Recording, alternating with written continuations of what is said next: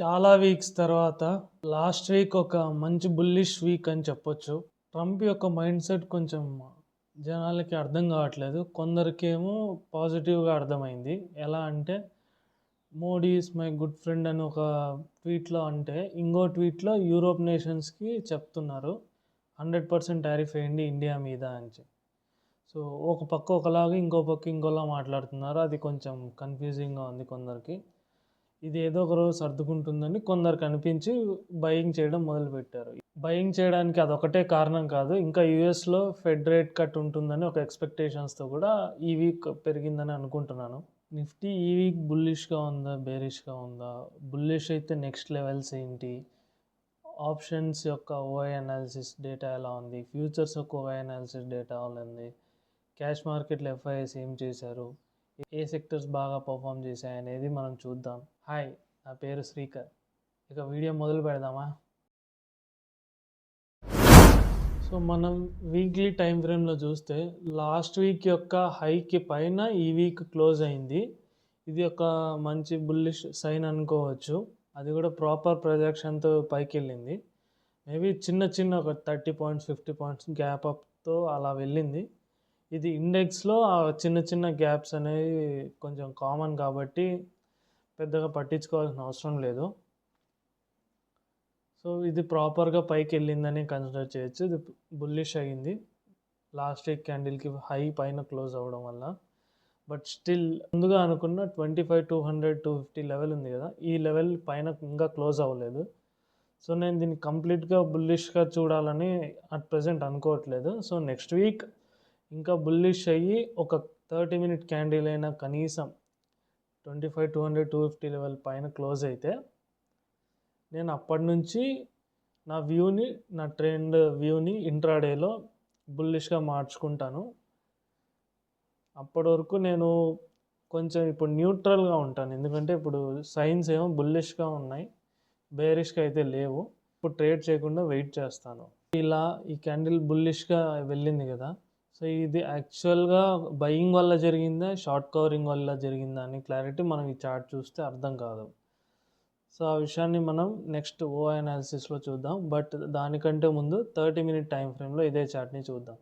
Last week నుంచి గమనిస్తే hire హైలో ఇలా ఫామ్ చేసుకుంటూ పైకి వెళ్ళింది కదా చార్ట్ 30 మినిట్స్లో. సో మీరు హైయర్ లో కిందికి వచ్చినప్పుడు ఇది లేటెస్ట్ హైయర్ లో లెవెల్. దీనికంటే కిందికి వచ్చినప్పుడు మనం బేరిష్ నేచర్ మళ్ళీ కంటిన్యూ చేయొచ్చు ఇంట్రాడేలో. సో మీరు ఇన్వెస్టింగ్ పర్పస్ కానీ కొంచెం స్వింగ్ లాంటివి తీసుకుంటుంటే బేరిష్ సైడ్ కొంచెం 24,750 ఈ ఏరియాని బెటర్గా తీసుకోండి. చిన్న గ్యాప్స్ ఉన్నాయి కాబట్టి కవర్ చేయడానికి కిందికి వచ్చి మళ్ళీ పైకి వెళ్ళొచ్చు. బుల్లిష్ సైడ్ ఉంటే వ్యూ ఏంటి, ఈ లెవెల్ దాటంగానే పైన 25,300 350 దగ్గర ఒక లెవెల్ ఉంది. సో దాన్ని క్రాస్ చేశాక 25,500 దగ్గర ఇంకో లెవెల్ ఉంది చిన్నది. సో దాన్ని క్రాస్ చేస్తే మళ్ళీ ఇంకా గ్యాప్ లెవెల్ ఒకటి ఉంది 25,650. సో ఇవి మనం ఇంట్రాడే లెవెల్స్గా తీసుకోవచ్చు. సో ఇంట్రాడే కాదు, ఇన్వెస్టింగ్కి కొంచెం రెసిస్టెన్స్లా చూడాలనుకుంటే 25,400 మేబీ ఈ దగ్గరలో రెసిస్టెన్స్ తీసుకునే అవకాశం ఉంది. దాని తర్వాత నెక్స్ట్ 25,700.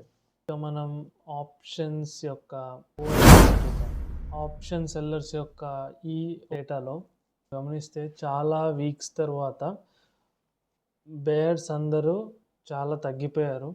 బేర్స్ యొక్క పొజిషన్స్ని సెల్ చేసుకొని ఎగ్జిట్ అయ్యారు. బుల్స్ యొక్క పొజిషన్స్ పెరిగాయి. బుల్స్ యొక్క పొజిషన్స్ పెరగడం అంటే పుట్ సెల్లింగ్ ఎక్కువ చేశారు అని. పుట్ సెల్లింగ్ ఇప్పుడు 25,000 దగ్గర చాలా ఎక్కువ ఉంది. అండ్ కాల్స్కి పుట్స్కి డిఫరెన్స్ చాలా ఎక్కువ ఉంది. దాన్ని బట్టి మీరు అర్థం చేసుకోవచ్చు ఇక్కడ బుల్లిష్ సెంటిమెంట్ ఎక్కువ ఉంది అని. బేర్స్ కూడా వాళ్ళ పొజిషన్స్ని కట్ చేశారు కాబట్టి షార్ట్ సెల్లింగ్ జరుగుతుంది. సేమ్ ఇదే చార్ట్ని నేను 23rd సెప్టెంబర్లో కూడా చూశాను. సేమ్ కండిషనే ఉంది. బేర్స్ వీక్ అయ్యారు, బుల్స్ స్ట్రెంగ్త్ పెంచుకున్నారు. సో ట్రెండ్ ఇప్పుడు బుల్లిష్ సైడ్ ఉంది. మీరు ఇన్ కేస్ రెసిస్టెన్స్లో చూడాలనుకుంటే మీకు 25,500 ఉంది యాజ్ పర్ ఓఐ డేటా. ఇప్పుడు మనం ఫ్యూచర్స్ ఓఐ డేటాని అనలైజ్ చేద్దాం. లాస్ట్ వీక్ యొక్క ఫ్యూచర్స్ డేటాను చూస్తే పీక్ బేరిష్నెస్ కనపడింది 92.6%. అదే ఈ వీక్ వచ్చేసరికి 88% కంటే 4.5% తగ్గింది. మంచి షార్ట్ కవరింగ్ జరిగింది, కొంచెం లాంగ్స్ కూడా బిల్డ్ అయ్యాయి. ఇక్కడ మీరు ఈ నెంబర్స్ని గమనిస్తే ఈ షార్ట్ కవరింగ్ అనేది మనకు మంచిదే. ఇలాగా ఇంకా కొన్ని వారాలు జరుగుతూ ఉంటే మనకి మంచి బుల్లిష్ నేచర్ వచ్చింది, బుల్లిష్ ర్యాలీ మొదలవుతుందని అనుకోవచ్చు. బట్ స్టిల్ ఈ బుల్లిష్ నేచర్ అనేది సరిపోదు, ఇంకా కావాలి మంచిగా బుల్లిష్ అవ్వడానికి. మనం ఒక రకంగా దీన్ని బుల్లిష్ నేచర్కి ఎర్లీ సైన్స్ లాగా కూడా తీసుకోవచ్చు. బట్ నిజంగా పెరుగుతుందా లేదా అనేది మనకి ఫ్యూచరే చెప్తుంది. మనం ఇప్పుడు ఫారిన్ ఇన్వెస్టర్స్ క్యాష్ మార్కెట్లో ఏం చేశారనేది చూద్దాం. సో మీరు స్క్రీన్ చూస్తే ఈ వీక్ డేటాతో పోలిస్తే ముందు ప్రీవియస్ వీక్స్ మనం ట్రాక్ చేస్తూ వస్తున్నాం కదా, అప్పుడు చాలా సెల్లింగ్ చేసేవాళ్ళు. ఈ వీక్లో 2 days సెల్లింగ్ చేశారు, 1 day బయింగ్ చేశారు, 2 days న్యూట్రల్గా ఉన్నారు. దీన్ని బట్టి కొంచెం పాజిటివ్ సైడ్కి మారింది ఒక సెంటిమెంట్ అని అనుకోవచ్చు మనం. బట్ స్టిల్ కంటిన్యూస్గా ఒక 3 days బయింగ్ సెంటిమెంట్ రాందే నిజంగా మార్కెట్లో బయింగ్ నేచర్ మొదలైందని మనం చెప్పలేము. అప్పటి వరకు మేబీ షార్ట్ కవరింగ్ అవుతూ ఉండొచ్చు అంతే.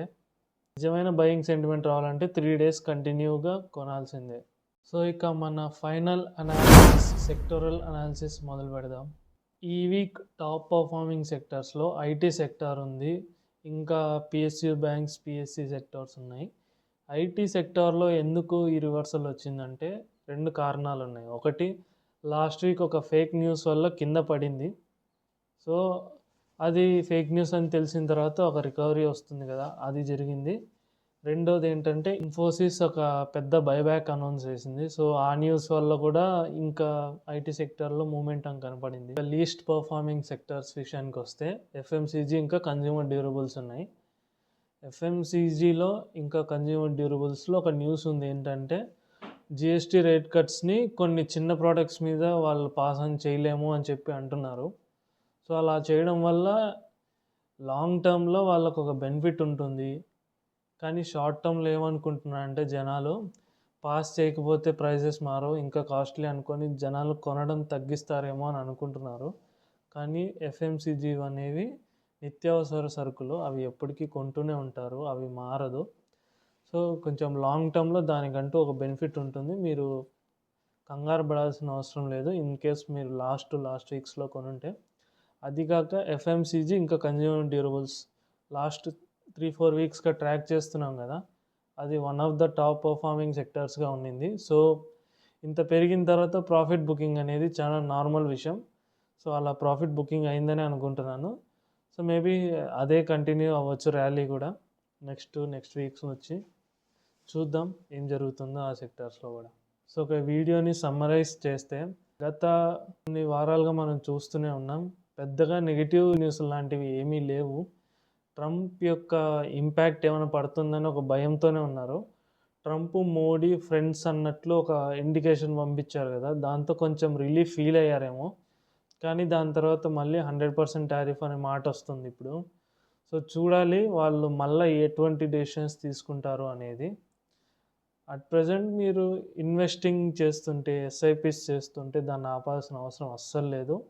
వీలైతే స్టెప్అప్ చేయడానికి ప్రయత్నించండి. ఇది మంచి టైం, ఎందుకంటే ఎర్నింగ్స్ చాలా కంపెనీస్కి పెరిగేదానికి అవకాశం ఉంది జిఎస్టీ రేట్ కట్ వల్ల. అప్పుడు వాల్యుయేషన్స్ కూడా చీప్ అవుతాయి, అప్పుడు మంచి వాల్యూ కింద అవుతుంది. సో మీరు కొంటూ వెళ్ళండి. ఎస్ఐపిస్ ఆపడానికి నాకైతే ఇప్పుడు రీజన్స్ ఏం కనపడట్లేదు. ఐ హోప్ మీకు ఈ వీడియో హెల్ప్ఫుల్ ఉందని అనుకుంటున్నాను. ఇలాగే ఎవ్రీ వీక్ వచ్చి ఈ వీడియో చూడండి. మీరు పెద్దగా రీసెర్చ్ చేయాల్సిన అవసరం ఉండదని నేను అనుకుంటున్నాను. ఈ వీడియో మీకు హెల్ప్ఫుల్ అనిపిస్తే మీరు లైక్ చేయండి, కామెంట్ చేసి థ్యాంక్ యూ సంథింగ్, మీరు ఎవరొకరు చూస్తున్నారన్న ఒక హోప్ ఉంటే నాకు ఎంకరేజింగ్గా ఉంటుంది చేయడానికి వీడియోస్ని. Thank you so much.